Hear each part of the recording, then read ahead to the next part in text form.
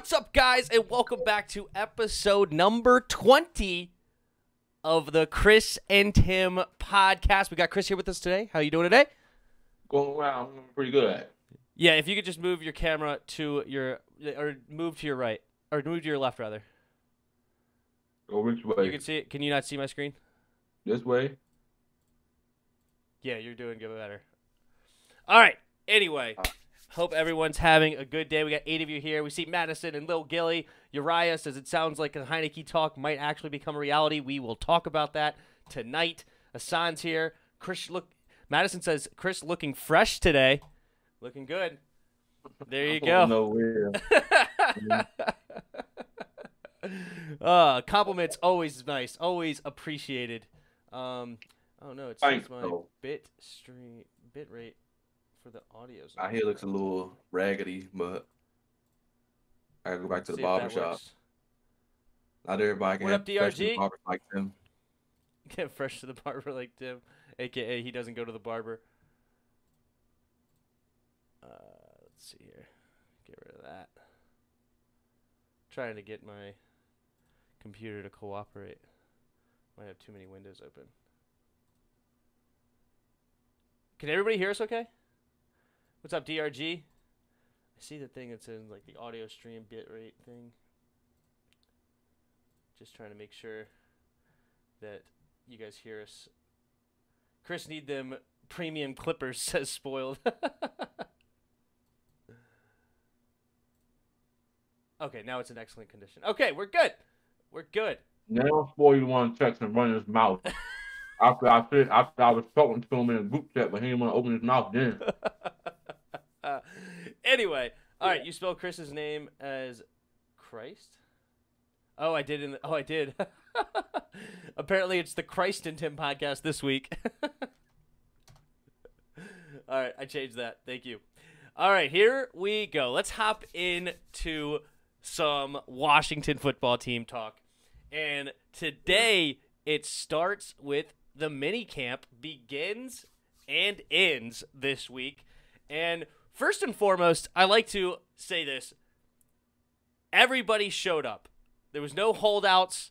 There was no, I know that Chase Young missed some of the OTAs, which is fine. Montez Sweat also missed some of the OTAs, but those were optional. Those were voluntary. These right here were quote-unquote mandatory, and everyone showed up, and everybody's looking good. And Ron Rivera talked about this and saying it was really helpful so then they could actually work on a ton because they had all the looks, all the players they wanted to see. What do you think about that? That's great. Congratulations. Now that's work. There you go. Fair enough. Fair enough. All right, well, let's go ahead and talk about some of these rookies. So there's a lot of stuff coming out. One guy you don't hear a ton about, but it's kind of like that everybody kind of just brushes it off like this is expected, is Jamin Davis apparently is looking great. But you hear about the later round picks much more than you hear about Jamin, but he's looking athletic, he's looking big, he's looking strong. Montez and Chase have talked about him, saying that he's going to be a great part of this defense. What do you think about Jamin Davis so far?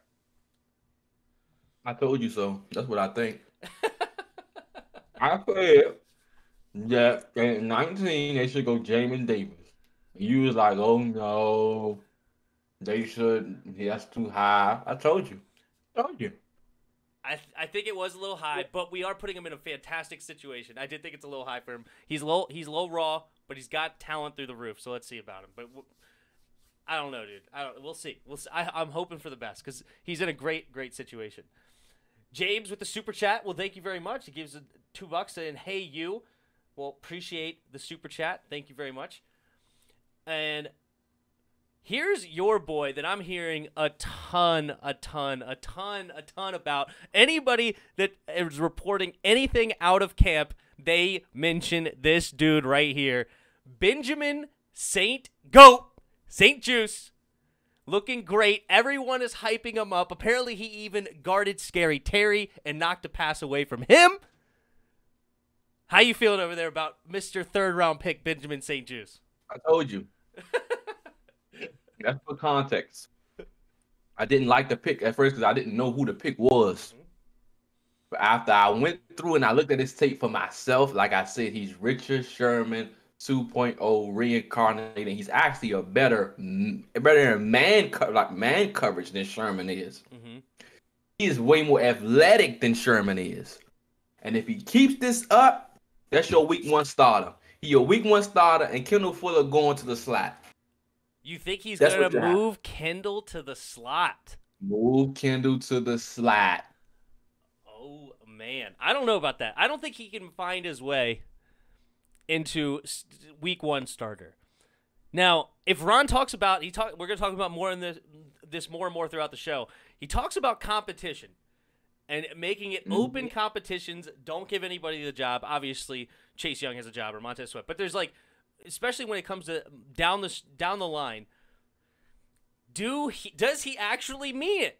This is the kind of thing. Like, if Benjamin St. Juice is showing up like he is, everyone's hyping this dude up right now. Everyone. There's no pads on yet, but is he actually going to move Kendall inside? I just don't think so, to be honest. I think Kendall will keep his job. Why wouldn't you? Because I mean, that's not losing your job. He's still starting. Right, but I still think that Kendall has earned his job on the outside. Like, I don't think he's done anything to hurt himself. Like, you know, I think it's Kendall's job to lose. Now, while Benjamin St. Juice can look great, and also I like him in the slot. You know, I think it's good for him on the outside too, so I'm not going to sit here and, like, if they play him on the outside, I'm upset about it. But he has fantastic quickness as much as anything else. Like, his top end speed is not necessarily great. So if you put him on the outside, he may be getting beat deep from some of these faster receivers. But as far as inside, being able to go either direction, great hips, great fluid quickness, and side-to-side movement, and his length to be able to knock down passes on quick slants, I think he might excel in a slot position, especially early on in his career. Maybe moves on outside later, but I think he could excel as a third corner slot guy. I think he should be the starter. I think he should be a starter. I think you move Kendall inside where he's best at anyway. Because one, I want Benjamin out there for the simple fact that he's a rookie. Throw him out there. One, he's not gonna be guarding number 1 receivers. He's gonna be at number 2. That instills more and more confidence in him when he gets to number 2. You got Will Jack on the other side. He's getting number 2 help. That's lockdown. And then in the middle, you got Kendall Fuller locking down in the slot. I mean, if that's what they end up doing, I'm not gonna harp on it. If that's what they end up doing, honestly, it's a nice feeling to be in a situation where you have 3 corners at least that you kind of don't feel like you have a hole. You don't feel like you have a That's definitely not cool. Yeah, right. Like, you feel like strong in each of the positions, which I think is like the first time ever. I mean, like, it's. When's the last time we've had 3 strong corners coming out of camp? Never. I don't remember a time.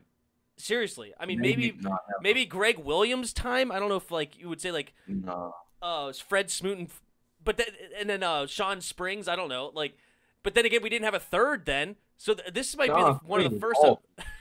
Well, that defense was great, so I'll give him some credit, but who knows? I'm not mad with Apke at 4 or 5. Oh, God, Apke. I'm not neither. First white corner in 15 years or something like that. If he starts a game somehow due to injuries, he'd be the first white corner in 15 years or something crazy like that. I hope you don't get cut. I like him better than Moreland. Jimmy Moreland? The thing about Jimmy Moreland is his size. I like his attitude, but his size is tough. Chris and Tim told you about me transferring to be a fan of. Oh, yes.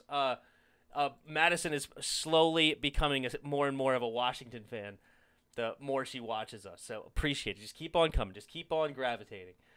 Yes, we're going to talk about him. Spoiled says his rookies are looking good. That's good, Spoiled. I'm glad. I'm glad Ian Book is going to be your starter this year. Me too. Patrick West is here. What's up, Patrick? Says, what's up, people, HTT, WFT. And James with another super chat. Thank you very, very much, James. $2.99. He gives another emoji saying bye-bye. I guess he's rolling out tonight. But thank you for stopping by, giving a couple super chats. I really, really appreciate it. We appreciate it, being Chris and I. All right, what else you guys got? Anything else for now? When was you talking about it? I was busy in a day, not going to lie. Spoiled said he didn't talk to you earlier in the group chat because he was busy. Chris, don't make me come over and rock your computer. So spoiled. On that note, let's keep going with these rookies. And here's one that I ripped this pick apart. I hated this pick. And I stood on my ground for a little bit. I did slightly come around when I found Kyle Rudolph potentially the comp. But John Bates is also a guy that's getting a lot of hype. If Benjamin St-Juste is number 1, John Bates is dang near 1A when it comes to hyping up coming out of camp. Great size, great hands. Apparently he caught one over Kendall Fuller, which is good. It's great, but Kendall Fuller's much smaller than him. But still, I like to hear that. It's better than the other way around.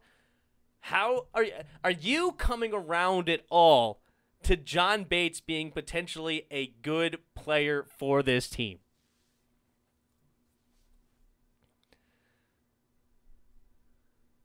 He's okay. So you are coming around a little bit. He's turning the corner, Chris is. He's not as bad as Sprinkle is. He's not as fat as Sprinkle is. Mm-hmm. And he actually can't catch. But we'll see when we get him in the game. Matter of fact, I'll see him preseason. Until I see preseason from him, I'm not going to be sold. All right, well, hey, you have already turned a corner. It's not crapping on the pick immediately anymore. It's hey, we'll see. We'll see. I like it. Forrest, I would never come around to, ever. Forrest? Derek Forrest. So right now you're feeling Derek Forrest was our worst pick? Mm-hmm. Oh, and Dax Milne. Oh, my God, he's horrible. Oh, is he not looking good in camp? I haven't heard much about him at all. Not to me. Fair enough. Nobody's hyping him up like anybody else. But here's another guy out of the draft class that I'm actually hearing that's looking like a little bit of a baller. All right? And that is Mr. William Bradley King, defensive end, 7th round pick, is looking really, really talented to be potentially a rotational guy. Do you have any excitement about maybe another 7th round gem like Cameron Curl potentially coming out of this draft class? We have 3 of them. No. First of all, the next player behind Chase Young and Montez Sweat should be James Smith-Williams. Mm-hmm. That's the guy I want behind him. Mm-hmm. He's really good. Whoever comes behind him, I don't care. I like KC Suhill. William Bradley King, okay. I don't think he's going to do crap. No, he's not. No. Mm-mm. I've heard he's got moves. I've heard he's got moves. He can have moves all he wants. It don't mean nothing. He ain't James Smith-Williams. That's who I want in the game. James Smith. Well, if it's anything like last year they took Chase and Montez out of the game at the same time. Like when Ryan Kerrigan came in, it was also Ryan Anderson on the other side. So we need more than one more rotation guy if they stick to that process, right? And honestly, I don't see why they wouldn't, because James Smith-Williams is not Ryan Kerrigan. So if you were going to have a 3-man rotation, why not have it with Ryan Kerrigan? But so I'm imagining that they have to have a 4th D-end that's going to be an extremely important D-end to be a legit rotational guy. And I would love to see William Bradley King potentially be that guy and also continue to teach those moves to Chase Young, because Chase Young needs to add more moves to his game. I love the dude. He's obviously a beast, but he needs to add some more moves, and I'm hoping this guy is getting in there and teaching him a few things. Karate moves. Also, a good guy to learn from is Jonathan Allen. Jonathan Allen is a ninja with those hands. Ninja. What are you guys saying over here? The ninja in that playoff game. Ooh, a Teasmo disagrees with you. He says, my man's Forrest is going to be the 2021 Cam Curl. You know any more jokes? Spoiled says, I really hate Falcons fans. They were burning jerseys. Now they're overconfident. Jeez, they burned Julio jerseys? Why would you burn Julio jerseys? He gave you 10 solid years. That's solid. It's solid. 10 Hall of Fame years. Yeah, true. You know, 1,500 yard seasons. Crazy. We still got space for the fantasy draft. Oh, okay, good call. Yes, Chris and Spoiled are doing a fantasy draft. I'm not sure what they're calling it yet, but if you have any questions about it, you could get in the Discord, send Chris a direct question, or you could send Spoiled Aphid Gaming. That's his name in the Discord as well. You could send either one of those guys a direct message to join our fantasy league for next year. I'm not sure how many people he's doing, 10, 12, or 14. I'm not sure. I personally prefer 10-man leagues, but, to have more the merrier. It could be fun to have 14 and have an extremely deep fantasy draft. Could be fun. Chris, Spoiled says, let Chris name it. I'll let you think about it. Patrick West says, King is going to be good reliever for Young and Sweat. That's what I'm hoping, and that's what it seems like I'm hearing coming out of camp. I'm hearing some good things coming about him. So I hope that is the case. All right. So those are the rookies that are showing up and showing out. And a guy that's a rookie that wasn't drafted, I'm hearing some good things about Jared Patterson as well, the relationship with him and Chase Young. So we may have – you know what? Here's a question I just thought of on the spot, Chris, and I'm going to put you on the spot. How many first-year players, so the ones drafted or not, are going to make this roster? I don't even know if I have an answer. I just thought of this. Do you have an idea? 1, 2, 3, 4, 5, 6, 7. I'm gonna go with 7. I don't think Shaka Tony makes practice squad. Dax Milne gets cut. That's what I'm gonna say. I'm gonna say 9. And would you count Jared Patterson as one? I included him as well. And I've also included Cheeseman, the Cheeseman, the Cameron Cheeseman. So 9. Yeah, I think 9. So the 7 obviously is Jamin, Samuel Cosme, De'Ami Brown, Benjamin St-Juste, John Bates. Then we have William Bradley King, Cheeseman, Jared Patterson. Wait, who did I say was my 9? And Dax Milne. I actually am including Dax Milne. Dax Milne, I think, has a shot to make the squad and move Adam Humphries out, but we'll see. So I'm going to guess 9. So for you, who's your 9 then, because you didn't include Dax Milne? Jared Patterson and Cheeseman. Cheeseman. I included those two as well. So who's the 9th guy if you don't include Milne? No, I had 7, and I added Patterson and All right, who's your original 7 then? So you got Jameis Cosme, De'Ami Brown, St-Juste, John Bates. That Forrest kid, Bradley King. Oh, you included the Forrest. You included Forrest making the squad. Mm-hmm. I did not include Forrest, actually. I think we're pretty deep in the secondary. Right, but I think they're going to give it to him anyway. I think we're pretty deep in the secondary, to be honest, all of a sudden.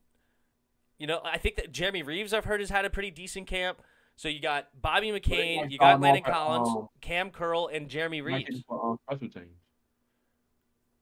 Right, they brought him in for special teams, but you still have to earn a safety spot to stay on the team, right? Like, it's like DeSager Everett was never really a starter for years, but he always was listed as one of the safeties, even though he was a special team guru.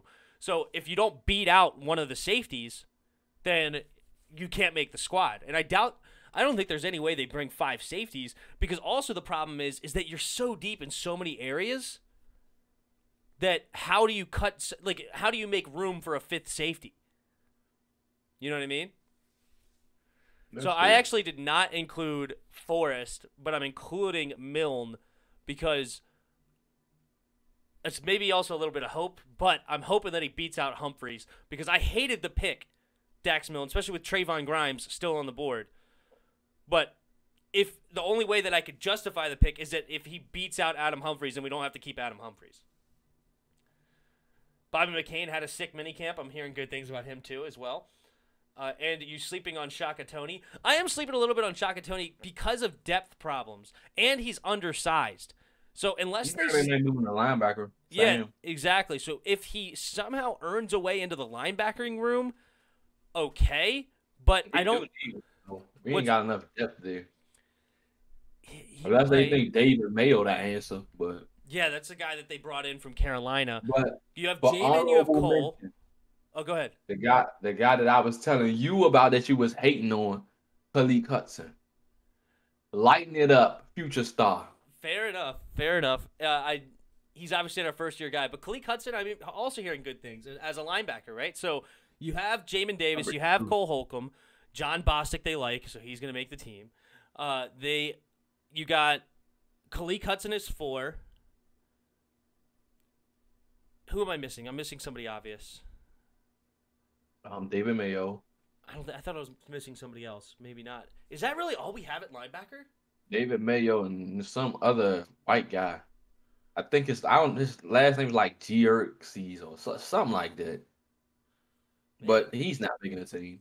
Maybe Shaka Tony does make a move at linebacker. We're not very deep there at all.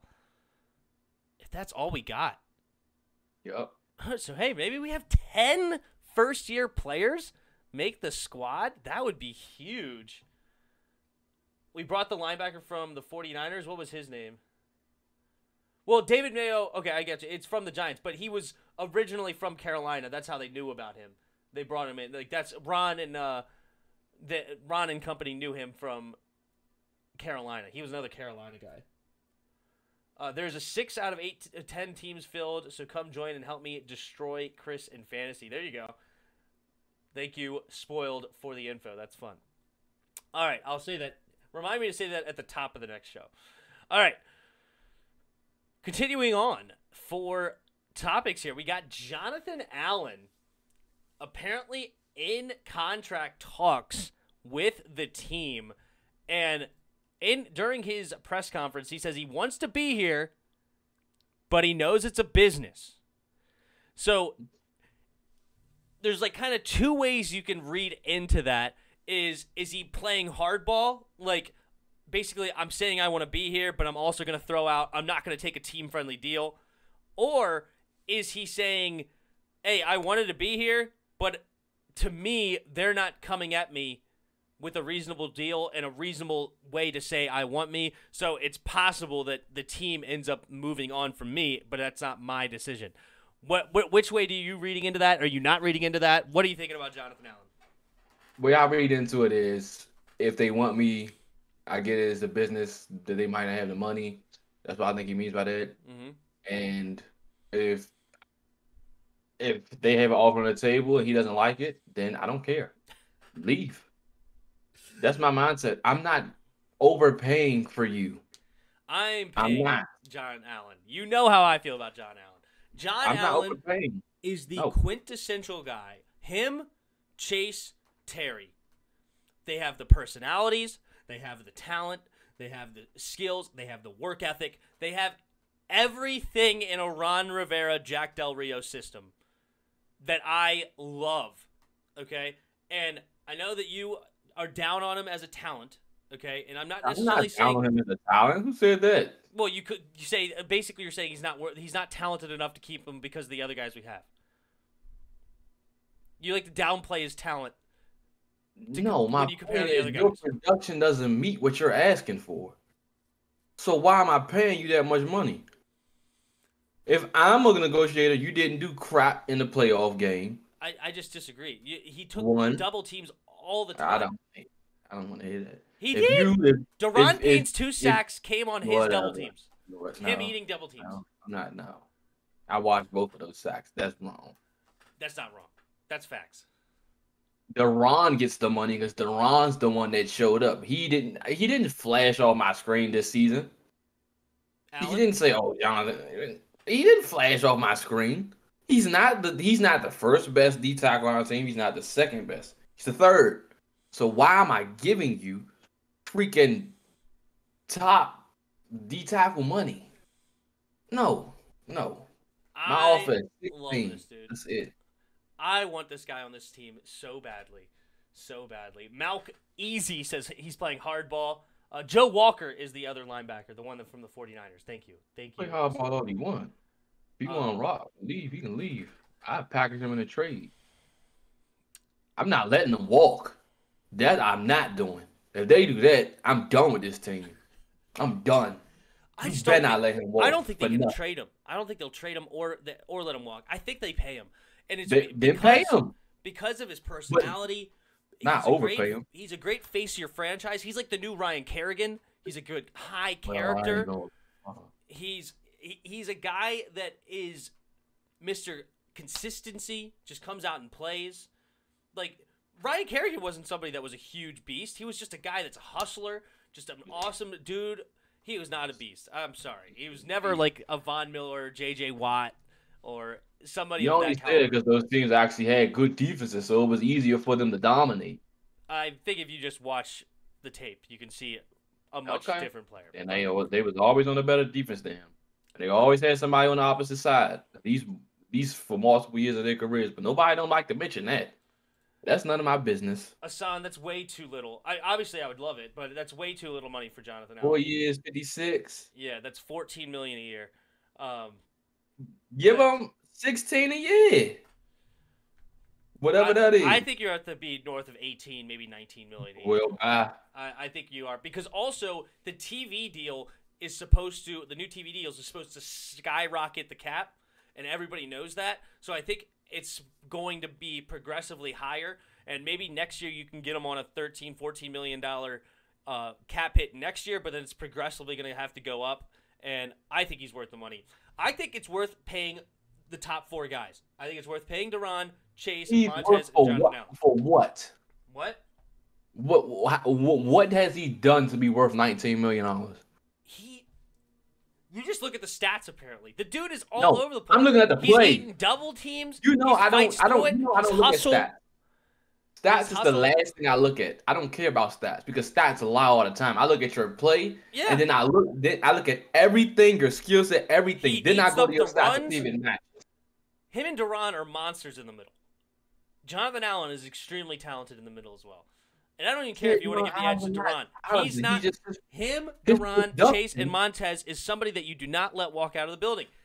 Character, talent, and everything. I'm not saying let him walk. I'm just saying not to overpay for a guy whose production doesn't meet the money. That's my point. Also, it's not about what have you done. It's not about what have you done. It's what are you going to do. Do you think this guy is going to continue to grow as a talent? He's only 25, 26 years old. Do you think he's going to continue to grow? What? What do you mean, what is he going to do? I haven't seen anything that'll make me project out what he could do. Now, if that's the case, Matt Ioannidis needs a second contract. Because if you want to say, what's this man's name? John Allen, 25. Matt Ioannidis is 26. He's not 26. He's like 28. He's 26. No, he's not. He's 26. I'm pretty sure he's 28. I may have made it up, but let's see. He's 27. Okay, 27. John Allen's 26. And he has, what, 2 more years on his deal? That's 1 year. I think John Allen's 26. Yeah, I think he is too. 26, I think. So that's 1 year. And Met's way better than John Allen. But he's already under contract for 2 years. So by the time you go, Matt Ioannidis. So by the time you go to pay him again, he's 29. Exactly. So you give him a 3-year deal. I want Jonathan Allen over Matt. I love Matt. Are you crazy? But I like Jonathan Allen personally. He's not close to Matt. That's big cap. You don't look at stats. Yeah, you're right. The first one to bring up Fitz. Don't give me crap. Talking about stats from Fitz. That's funny. You don't need to talk about stats with Fitz. We all know he's a gunslinger. Jonathan Allen's a beast. I hope we can resign him. I agree, Patrick West. I agree. I don't care if we do. I don't care if we don't. Just make sure he don't leave his Our building. cap will be fine. I don't want to hear from a cap space dude of a negative $100 million. All right, don't talk to me about horrible cap situations. Spoiled. We'll be fine. They pay him that much money. If they pay Jonathan Allen 18, 19 million, they're gonna regret it. No, they won't. Yes, they will. Because you ain't gonna get that kind of production out of them. We'll see what they end up paying, but I would love it. Whatever we pay him, I think he's worth it. I really do. So they give him 30 million a year. You worth it? 35. I'll up you. I'm just kidding. All right, let's move on for this. That was a fun discussion. Let's keep going. All right. In Ron Rivera's press conference, he reiterated that he made a big mistake that he owns. It was his fault that he did not have a QB competition last year, and he decided to give Haskins every chance. I don't think he even mentioned Haskins, but like by name, but you knew he was talking about Haskins. He gave him every opportunity to grow and earn and try to lead this team, and he just wasn't doing it. But is he making the same mistake now with this quarterback room, or is it actually a legit competition between Fitzpatrick and Heineke? Let the best man win. I feel like what he said was, well, put this way, coming into OTA's minicamps, it looks like it's Fitzpatrick's job. Mm-hmm. Now he's saying he's waiting to training camp to really see. I think he's lying because he's been lying all freaking off season, especially to me. He sprinkles in a little bit of truth to make fans think that he's giving them all truth with no lies, but he's not fooling me. It's Fitzpatrick's job. It's nothing Heineke can do. Nothing. Heineke can light it up. Fitzpatrick's the starter. If he wasn't the starter, why the heck is he getting all the first team reps right now? Why the heck is he's telling them, I want him there, I want them here, I want them here. Why would you be doing all of that just to be a backup? Makes zero sense to me. It's Fitzpatrick's job. Heineke has no chance. Heineke has no chance. No chance. Oh, gosh. Spoilers just keep talking about our cap space, whatever. I mean, he ain't lying. As far as well, apparently Heineke's looking strong and talented in camp, too. And Ron Rivera talked about him making special plays, like making sidearm throws and things, but then having the ability to know when not to throw it, pulling it down and making moves with his legs and running with it. Something Ron Fitzpatrick can't do. I want to take Ron at his word. I really do. I want to take Ron at his word that he's having a true QB competition. Why? Why? Because we don't have an obvious starter. We just don't, right? Ryan Fitzpatrick, I think, can win 10 games. I do. With this team around him, I think he can win 10 games. He has won 10 games before with the Jets, who's an even worse organization than us. And I do think we can win 10 games. I have us predicted at 10-7. But I don't think that he is this guy that obviously should come in as the starter. I think that there should be a competition. I want to take him at his word. I think Heineke should have a legitimate chance to start. But I'm glad we brought somebody else in, because the problem with Heineke is you don't know what his health is going to be like. He's never had a game where he started and didn't get hurt. And so I'm glad we have a very competent backup that I think we can bring in and win 10 games. But I think Taylor Heineke is the more dynamic guy. I think he's the stronger dude. I think he gives you more options. Obviously, I don't think he's as smart, but I know he is smart. But he's obviously not Ryan Fitzpatrick smart. Ryan Fitzpatrick's very, very how smart big could you be when you always lighting it up and practice? You got about 10 picks already in freaking minicamp. How smart could you be? Now, that is a big story coming out of camp. But the problem with that is I don't care about minicamp interceptions. I really don't. I care more about his pass interceptions in regular seasons. Now, I care more about that because that's when he's doing in real games. But when it comes to interceptions in training camp or minicamp, it's not as big of a deal to me because that's when you're supposed to be trying new things. You're supposed to be trying to fit it into tighter windows. You're supposed to be doing things that you want to put on film so then you can learn from to see, hey, is that something that we should go back to, or is that something that is just not going to work? What are we doing here? But you want to get it on film and throw the tough passes. Like if you have a play where you have a backside go that you never throw to, that's like your last read, and you 99 times out of 100 you don't throw it.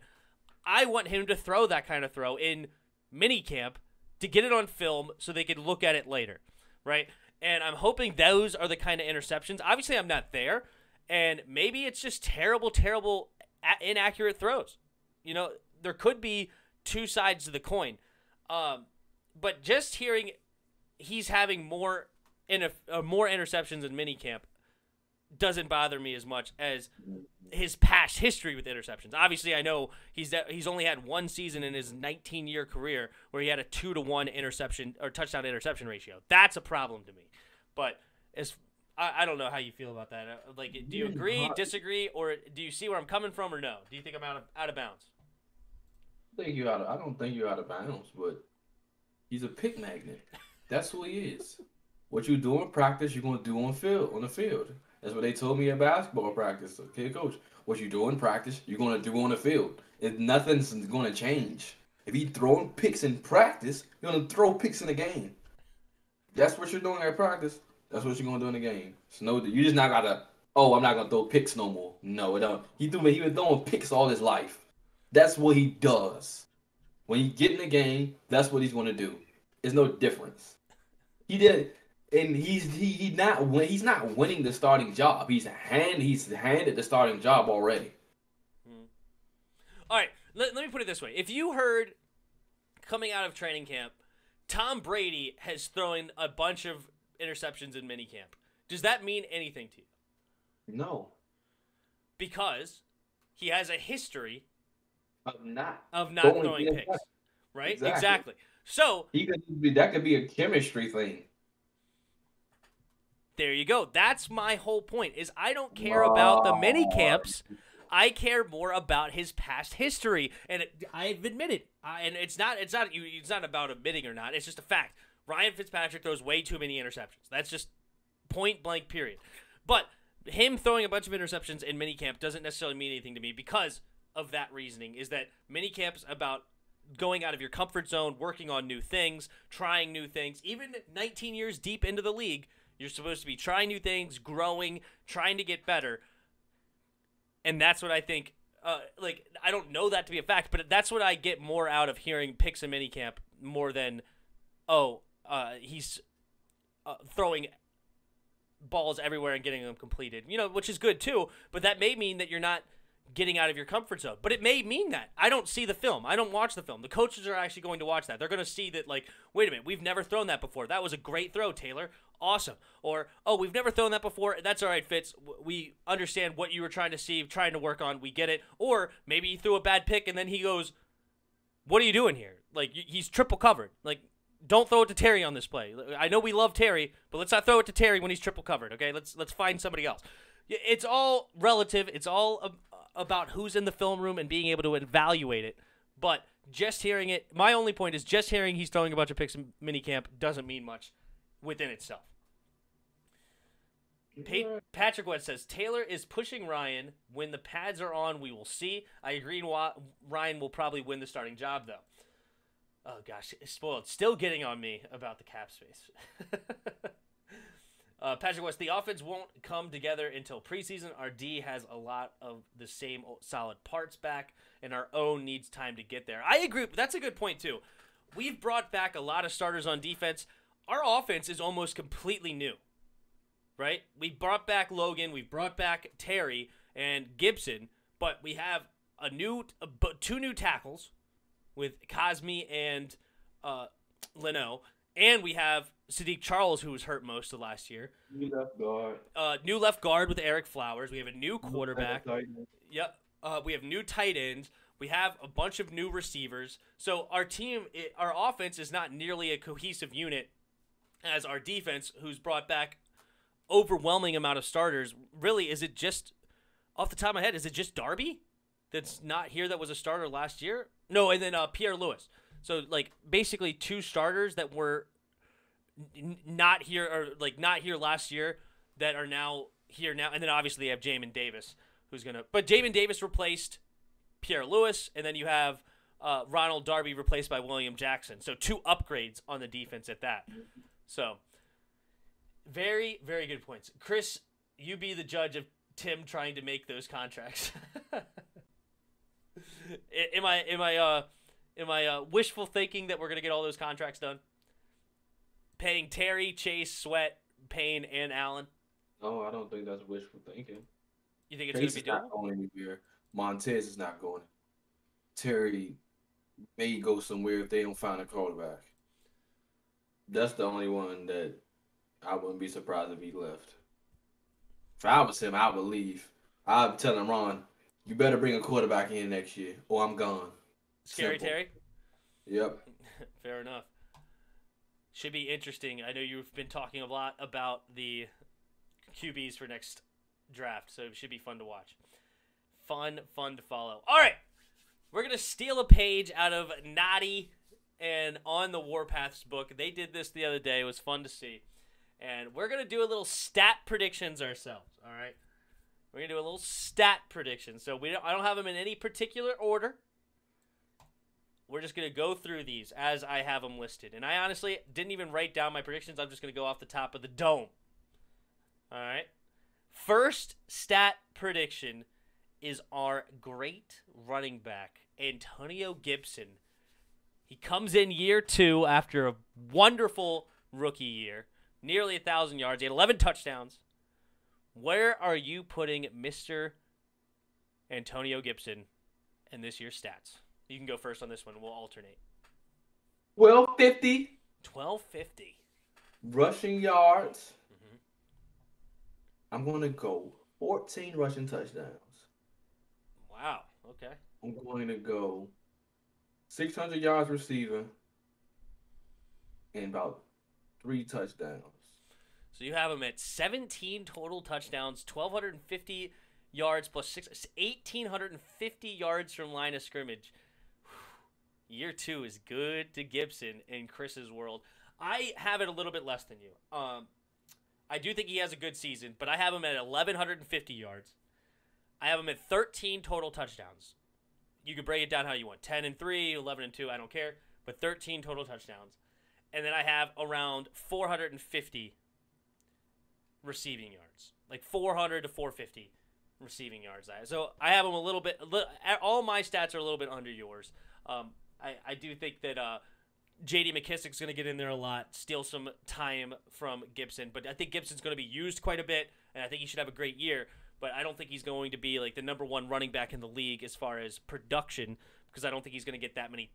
He's going to get a lot of touches, but not that many touches. Not Dalvin Cook touches. Running back this year. Stats wise, like fantasy wise. Period. He's going to be a top 5 running back. We shall. The man was leading last year in touchdowns before he got hurt. He was on pace for a 1,000-yard season and almost 15 to 16 touchdowns as a rookie. He's going to explode this year. He got a better old line, better weapons. You crazy? We'll come back to you in a minute, Spoiled. All right. Next up on the list is Mr. Scary Terry McLaurin. And I'm up first on this one. I'm saying a little over 1,300 yards. I think he's going to be a little light on the touchdowns because I don't think Ryan Fitzpatrick's going to throw that many touchdowns. Little over 1,300. Okay. 1,300. I think he's going to have like 110 catches because I think Ryan Fitzpatrick is going to feed this man all over the place. So I'm predicting big amount of catches as a possession receiver this year. He's going to be running all the route tree. He's not going to be running just deep. He's going to be all over the place. And Fitzpatrick's going to find his way to Terry. So I'm going to say 110 catches, and I'm going to say only around 8 touchdowns, though. I think he's going to be I think it's going to be kind of like a Julio Jones stat line where it's tons of yards, tons of catches, but he doesn't necessarily produce the touchdowns that we would like to see because I don't think Ryan Fitzpatrick's going to throw a lot of touchdowns. But so 8 touchdowns, a little over 1,300 yards, 110 catches. Let's say you. 1,500 yards receiving. He leads the league in receiving yards this year. How many yards? 1,500 plus. Ooh, leads the league. 1,500 plus receiving yards, 8 touchdowns, 120 catches. He lights it up. He puts himself in top 3 conversation. Top 3 wide receiver conversation. I like it. I like it. Why do you feel that way? Why do you think he's going to get that? Tell me why. Why do you say this? Because Ryan Fitzpatrick going to force feed him the ball. And when you look at Curtis Samuel and De'Ami Brown, Terry's great after yards after catch. So when you got those 2 guys stretching the field, you give it to Terry short, and he gets out, it's over. So it's like. So you see maybe some screen passes this year for Mr. Scary Terry turns into big plays? He had some last year. I think having Diami and them to take that safety away from Terry. Terry can just shred you. Like he's gonna get a lot of yards after catch. Side note: did And, you see my video on Terry versus Cooper? I seen a little bit of it. Yeah, and they were talking about basically like Cooper's so much better of a route runner than Terry. Like it was obvious that Cooper's the better route runner, and Cooper's obviously a great route runner. But I went back and showed it on that video of him versus Stephon Gilmore, Terry versus Stephon Gilmore. Oh, when Stephon Gilmore was MVP of the league and Terry McLaurin was a rookie, he was slicing him up with his route running. Like, complete separation, looking fantastic. Meanwhile, Amari Cooper looked trash against the same year Stephon Gilmore. Got benched, by the way. Yep. All right. Moving on to a new player, and it's arguably your favorite player on this team. Arguably your favorite player. I don't think I've heard you talk more about a single player, and that is Mr. Cam Curl. Cameron Curl. He had a great rookie year. Few interceptions, few pass deflections, some tackles for loss. I think he even had a sack. He was all over the place. Two sacks. What is Mr. Cam Curl going to end up with in 2021? 100 plus tackles. 100 plus tackles as a safety. 5 interceptions. 5 interceptions. 100 tackles, 5 interceptions, 4 sacks. 4 sacks. My man. How many pass deflections? I mean, 8. 8. All right. So because they're not going to throw it to his side.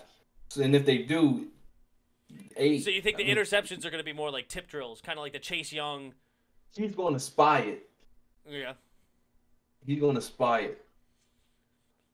Because towards the end of last season, they stopped throwing to his side. I think he's going to have between 70, 75 tackles. So he basically, to you, he has a down year. How many did he have last year? 88. 88? Yeah, I think he comes down a little bit off that.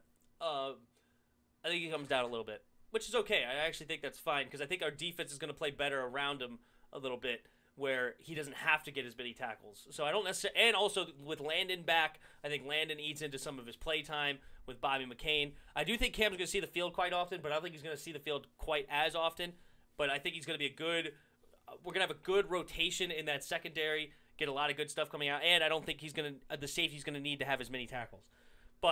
I think he's going to have maybe a couple less sacks for the same reason. Maybe I'm going to say, actually, he only had 2. You said last year.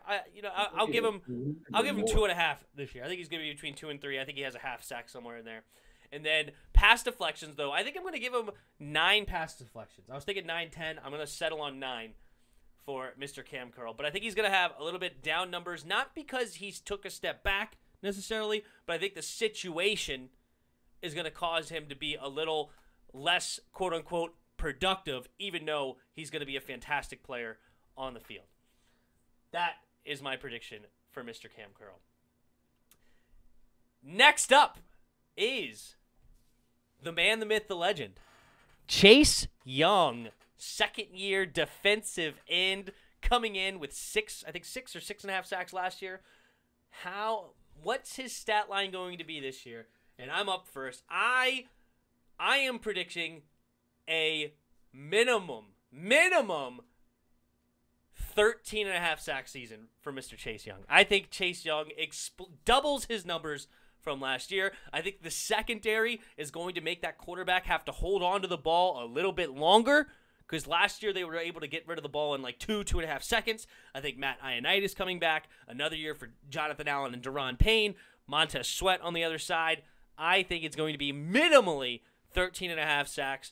I think he's going to have, I don't remember how many tackles he had last year, but I think he'll probably end up with like 50, 60 tackles-ish for the season, because I don't think they're going to run his way that often, but when they do, he'll get a few a game. And let's call it, what else? Tackles for loss. I think he has 8 tackles for loss. those are my predictions.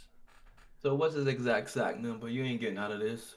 So exact sack number, I'm going to go 14.5 is my exact. 17 sacks. 17.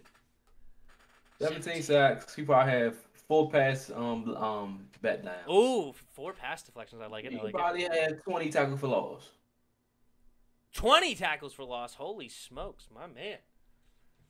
Asan says 13 sacks, 6 forced fumbles. Ooh, forced fumbles. That's a good stat line. I like that. 75 solo tackles and an interception. What's that? You know what? I'll say he gets 2 interceptions because they do drop him in coverage sometimes, like sneakingly. Ooh, so I think he gets 2. Even Montez got 1 last year. Asan said 87 solo tackles for Mr. Cam Curl, 5 interceptions, 12 pass breakups, and 3 sacks. I like it. I like it. Asan says Terry was a rookie and sliced up Gilmore. That was the MVP of the league on defense. I know, it was great.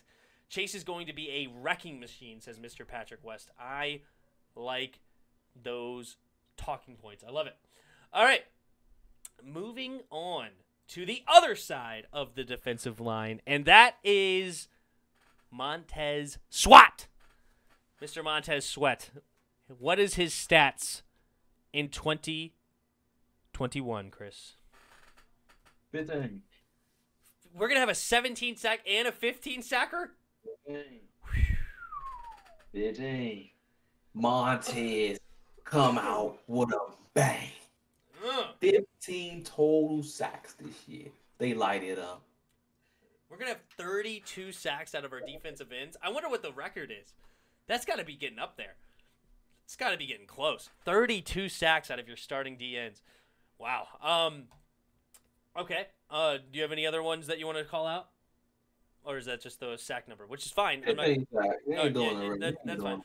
All right. I'm going to give him 11.5. So I'm going to say 14.5 and 11.5 between our defensive ends. I think 26 sacks out of our 2 defensive ends is incredible, insane. And I think our big boys in the middle are going to get into some action as well. So I'm going to say 11.5 for one side, 14.5 for the other, and we're going to combine for 26. That's my prediction there. All right. Tight end Logan Thomas had a really solid year for us last year, and he showed up big for us, especially in that Pittsburgh game. I'll never forget that Pittsburgh game. He had an awesome night when he stole the ball, the biggest play of the game from TJ Watt to save it, to keep us alive to potentially win that game. I love Logan Thomas's heart. You know who he kind of looks like and sounds like to me? Is Zaven Collins. Have you taken a look at that? And all, like, their voices and their facial structure looks pretty similar, which is funny to me. I didn't realize what he... Like, if you told me to pick last year for some reason, if you told me to pick Logan Thomas out of a line, I don't know if I could have, to be honest. I don't know if I ever looked up his face, which is funny. But looking at him this year, I just saw... I'm like, is that Zaven Collins? Not literally, but I'm just like, wow, they look very similar. But anyway, back to the question at hand. Logan Thomas stat line for the 2021 season. It's my turn to go up. And I am going to say 67 catches, 723 yards, and 5 touchdowns. I think his production goes, well, I don't even know if that's up or down, but I don't think he goes crazy because I think we have a lot of mouths to feed this year. I think he gives us good production, important production, like third downs and such. And I think he gives us red zone threats. But I think John Bates is actually going to find his way onto the field some. I hope Sammis Reyes shows up. But I think Logan Thomas, 67 catches, 723 yards, and 5 touchdowns. Let's say you, Chris. 70 catches. All right. 800 yards plus 10 touchdowns. All right, so a little bit higher. Because those linebackers are dead. They're screwed. Hassan Moore says Logan Thomas is going to end up with 94 catches. You know what? We might be too high. I've heard that Ryan Fitzpatrick doesn't really like throwing to his tight ends. Well, he's going to have to because he's going to be dead open. He was throwing to Mike Gesicki. Well, Mike Gesicki's a beast. He's really good. So is Logan. I would probably give Gesicki the nod, but I like Logan. I like Logan, but I'd give Gesicki the nod as the better tight end. Logan's gonna have a big year this year. It's gonna be too open. See. Too many times. Fair enough. Fair enough. All right, we got 2 more here. 2 more. And we're going to do both quarterbacks as if they're the starter. All right? If starting, do you want to do Heineke or Fitz first? No matter. All right, well, written down, I have Mr. Fitzmagic, Fitztragic, the whole shebang, Ryan Fitzpatrick. What do you have Fitzpatrick ending up with in 2021 if the starter? 3,500 passing yards. 3,500 passing yards. So it means 3 to 15, 6. I'll go about 4,000 passing yards. Okay.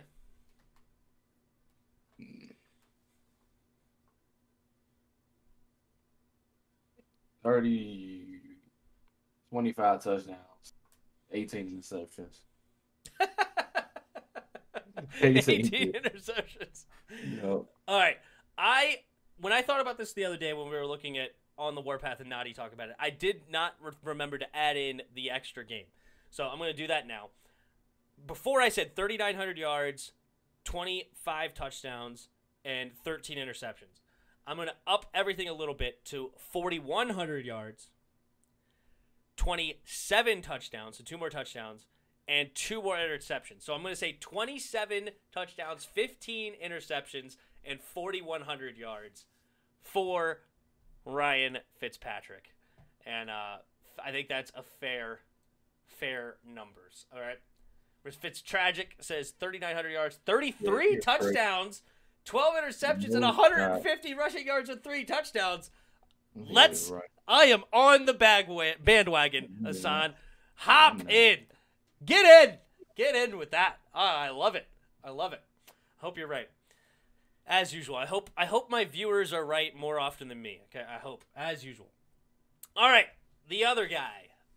And because we're not talking about Kyle Allen. I've seen some posts on the Washington football team stuff, like Facebook pages and stuff, saying that, like, oh, Heineke's only the number 2 because Allen's not healthy yet. Stop. Just stop.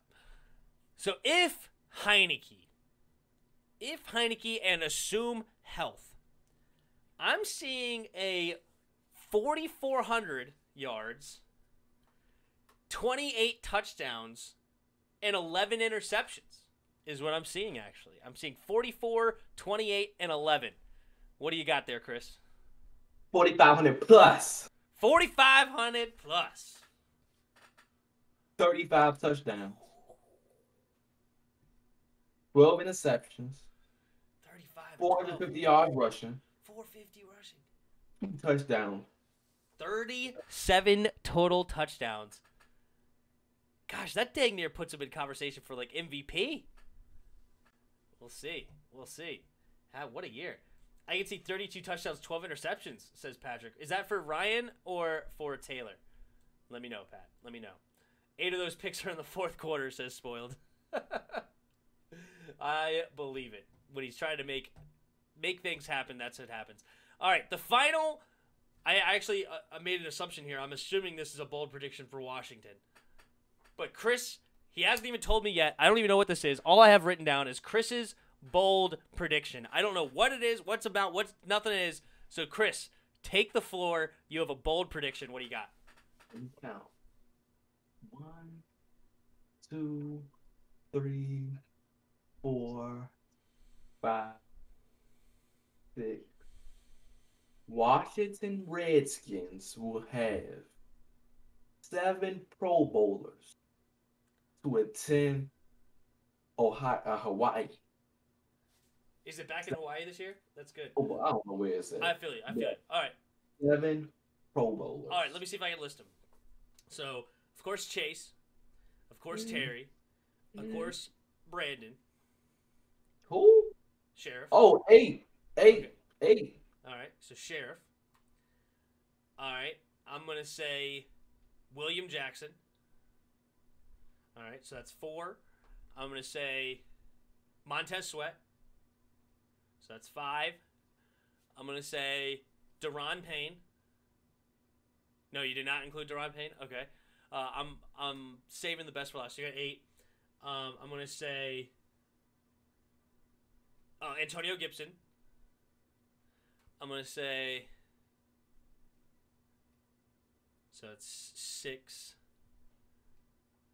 Trustway, our punter. Nope, you didn't include him. Okay. He never gets love anyway. All right, well, then I'm just going to say it now because I don't know who the 8th is. Cameron Curl. And then the 8th, I'm going to go out on a limb and say you're thinking Jamin Davis? Oh, is it Benjamin St. Juice? Oh, okay. I was about to say, geez Louise. Is it Curtis? All right. I don't know who the 8th is. I'm done guessing. Who Okay. You do have Logan as a. I guess if you have him at a little over 800. He should have made it last year. You said 10 touchdowns over everything. Yeah. Because you said what, 800 plus yards, 10 touchdowns, and 70 catches. That's probably Pro Bowl numbers. So 8 Pro Bowlers next year. How many did we have last year? 1? 2. Should have been 3, but that's none of my business. Who was the 2? It's Brandon. Chase and Brandon. Did Chase make it? I thought he did. Oh yeah, I guess he did make it. For some reason, I didn't think. For some reason, I thought they snubbed him, but you're right, he did. Wow, Logan should have made it last year. That's true. Logan should have made it last year. We'll see what ends up happening as far as tight ends go in the NFC. I don't know who would be his major competition off the top of my head. Nobody. I have to think about it. There's no good tight ends in the NFC. Yeah, T.J. Hawkinson. I don't know what kind of numbers he'll have. You got your goal. Komet from No. Tanyan. Robert Tanyan had a good year last year. I think he's a free Oh, agent. George Kittle. George Kittle, of course. He can come back. If he stay healthy. Yeah, that's true. But you still have 2 tight ends. What about Rob Gronkowski? No, he ain't making that. What about Jared Cook? No, I'm just kidding. Oh, God. No. He in the AFC. All right, well, we're just about, or just over, we're actually a little over an hour. And do you want to talk a little NBA, or do you just want to call it an evening? I mean, who's winning right now between Hawks and I can look that up real quick. It is Sixers are up big right now in the third, 80-62. Well, that looks good for me. Yeah, I had Philly in 6, so I was actually okay with the Hawks winning game 1. So I'm happy about that. All right. Did you want to talk a little NBA, or you want to call it a show? We can call it. All right, no worries. No worries. That was fun. We had a good show. Spoiled said Jared Cook a bum. Had to troll you a little bit there, Spoiled. Had to troll you. All right, well, I am going... Oh, let's see. Patrick says, I think Taylor can ball out, but the injuries are a concern. I know that he can push the ball downfield. Agree. Last freaking time for you fans that keep saying that. The dude got injured diving from the 4-yard line trying to score a touchdown in a playoff game. He dislocated his shoulder. That's what you want your quarterback doing, giving everything he has in a playoff game. Mm-hmm. Every time he played, he's playing to start. So he has to do everything possible. He has to do everything just to start. Mm-hmm. So if he gets hurt because of it, he's doing way more than what he has to. He has everything around him here. He wouldn't get hurt. He has a better O-line, running backs, 3 of them that can run out of the backfield and freaking get their own yards. He has a great tight end in Logan Thomas. He has 3 great receivers. He does not have to do as much for the last freaking time. And he does not take punishment when he gets out of the pocket. He showed that in Tampa. He got out of the pocket. He ran to the sideline or he slid. He did it in Tampa. The play he got injured on, he jumped for the freaking 4-yard line to try to score a touchdown, and people are whining. The game he got in late, he was trying to bring us back. Mm-hmm. So, and against the Panthers. So please stop with this whole, he's getting hurt. But please, I'm tired of it. Look, I'm not saying we don't, I'm going to speak for most general fans here, because I think this is the, there's some people that just want to hate on Heineke, and I'm not going to defend those people. The people that want to hate on Heineke, screw off. But from the fans that are like me, that I would love to see Taylor Heineke succeed. Right after that playoff game, I was talking about giving him a 5-year deal. I was talking Even about though doing you wanted Montez in the game. That's right. I wanted to see Steve. I was so down on Heineke when we first got him. I saw 1 touchdown, 3 interceptions, bunch of losses, 6'1", 200 pounds. He's small. I was like, oh, jeez. Oh, just bring in Montez. He's 6'3", 6'4", whatever, 225 pounds. The guy looks very interesting on the sideline. Bring him in. I want to see what he has. But Heineke won me over in that playoff game, and I was like, you know what? I want to give him a 5-year, $50 million deal, get him cheap in the door, and have a cheap starting quarterback for years to come. They kind of listened to me. They gave him a 2-year deal for $8 million. But nonetheless, okay, to speak for those fans, as I was going to say, is it's not that we don't believe that he can't do it. It's just that is a legitimate concern because of he started 3 times, and 3 for 3, he's gotten hurt in those games. And I understand your point that he's going all out, trying to earn the job or win a crazy game or doing whatever. I understand that point, and I'm not even. And most of us bringing this up is not saying that Heineke is somebody that's guaranteed to get hurt. We're not even saying that. It's just that's the way a lot of people take it. Right. A lot of people but the probability is high, much higher than the average quarterback in the league. I disagree. It might even be 50-50 that he gets hurt. Like, it's that high. Like, it's a coin flip. Does he survive a season? And it might even be 60-40 he doesn't. It's probably more probable that he doesn't survive. I don't care how many times you shake your head. I'm just saying the facts here. All right? That's not a fact. Oh, that's 100% a fact. You've been 3 for 3. You would be right if you're saying the probability's high. In the same circumstances, you will be right. But if he's not playing in the same circumstances, then you wouldn't be right. I still say it's probably because he's small. He's like not RG3. big. When you try to go all out and you're trying to play for something, you get hurt because you don't have the prerequisite stuff around you that makes up for everything that you would not have to do. He has that here. He does have a great team around him. It'll be fun to watch. It'll be fun. But I am rooting for Mr. Heineke. All right? I love that he went to the gym. He put on some weight. 15 strong. pounds of Yep. muscle. Yep. Ron actually was asked about that, and he actually called it out. He goes, I don't know where he put that muscle because I don't see it. And apparently it's not 15 pounds of muscle, but he gained some weight. Apparently gained 15 pounds, but he looks like a good 15 pounds is the overall point. I think Ron was more just joking. But I would love to see Heineke. He seems to be a very intelligent dude. He has a very nice ball, very accurate, very mobile, very off schedule. He seems to have a great aura around him, a very good personality. I would love to see him start.